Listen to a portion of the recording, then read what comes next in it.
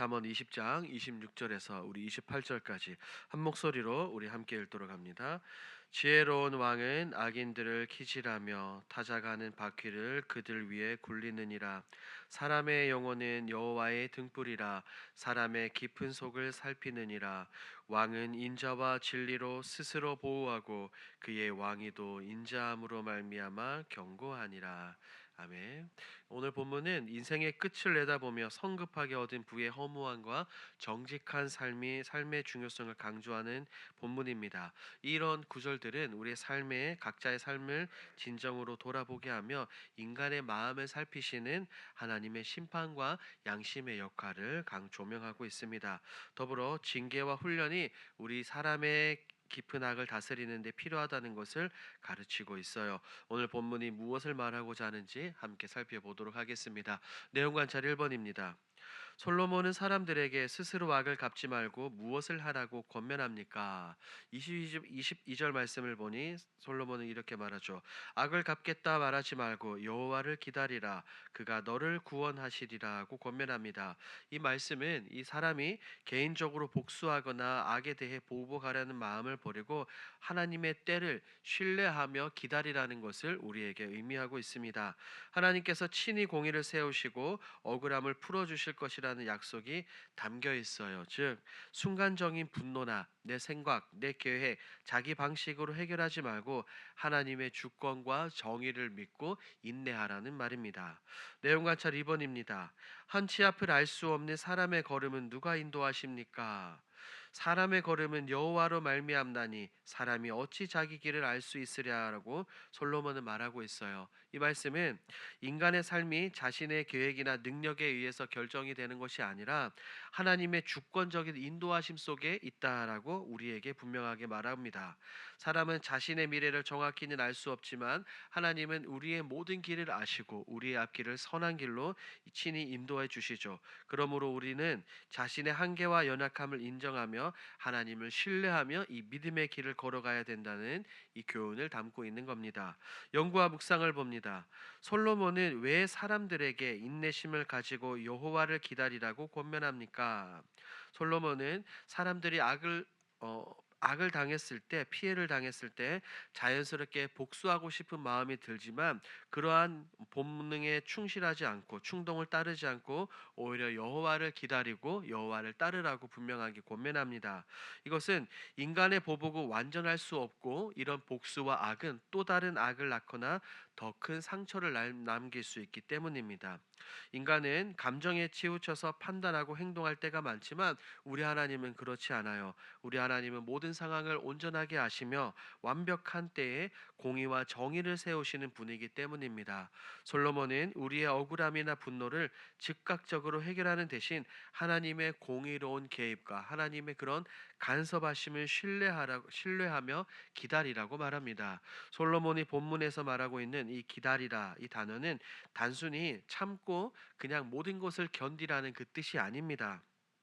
하나님의 분명한 계획을 믿고 하나님의 뜻을 믿고 하나님의 방법과 때를 신뢰하는 철저하게 하나님만 믿고 따르고 신뢰하는 이 믿음의 태도를 의미하는 거예요. 우리가 보기에는 악이 승리하는 것처럼 보여도 하나님의 공의와 정의는 반드시 이루어지며 그 하나님의 신실하심은 하나님을 따르는 우리 모두를 반드시 신원해 주시기 때문입니다. 특히 여호와를 기다리라 이런 권면은 억울한 상황 속에서 하나님의 주권을 인정하고 철저히 어떠한 일이 있다 하더라도 하나님이 인도하시는 그 삶을 선택하라는 깊은 신앙적인 결단을 우리에게 요구하고 있습니다. 이처럼 오늘 본문은 우리의 한계를 인정하는 동시에 하나님의 완전한 간섭과 완전한 통치, 완전한 사랑을 신뢰하도록 우리를 초대하는 말씀이기도 합니다. 결국 하나님을 기다리는 사람은 이런 개인의 복수의 감정에 사로잡히지 않고 오히려 하나님의 구원을 소망하며 더 깊은 믿음과 인내를 배우게 된다는 것이죠. 하나님은 우리가 참고 기다리실 때 단순히 그 상황만 바꿔주시는 것이 아니라 우리의 마음을 새롭게 하시고 우리의 모든 것을 새롭게 하시며 나를 더욱 성숙한 믿음의 사람으로 바꿔 가신다는 것입니다. 이 말씀을 우리가 묵상할 때는 우리의 억울함이나 고난 앞에서 내 힘으로 싸우기보다 하나님의 선하심과 의로우심을 끝까지 신뢰하는 것이 솔로몬이 말하는 참된 지혜의 길이라는 것을 오늘 본문을 통해서 깨닫게 되는 거죠. 느낀 점을 봅니다. 어려운 상황 속에서도 하나님의 주권을 인정하고 소망을 가져야 한다는 말씀에서 무엇을 느낍니까? 오늘 이 솔로몬의 이 말씀을 보며 이것을 묵상하며 하나님께서 나의 모든 것을 주관하고 계시고 나에게 깊은 관심을 가지고 계신다는 사실에서 무엇과도 바꿀 수 없는 깊은 위로를 느끼게 됩니다. 눈앞의 상황에 이해되지 않고 억울하거나 고통스러울 때도 하나님은 여전히 나를 사랑하시고 우리를 사랑하고 계시고 우리를 가장 선한 길로 인도하신다는 이 분명한 믿음과 확신을 가져야 된다는 것을 깨닫게 되는 거죠. 하나님은 우리가 볼 수 없는 미래까지 아시고 지금 이 순간에도 우리를 위해 일하고 계시는 줄 믿습니다.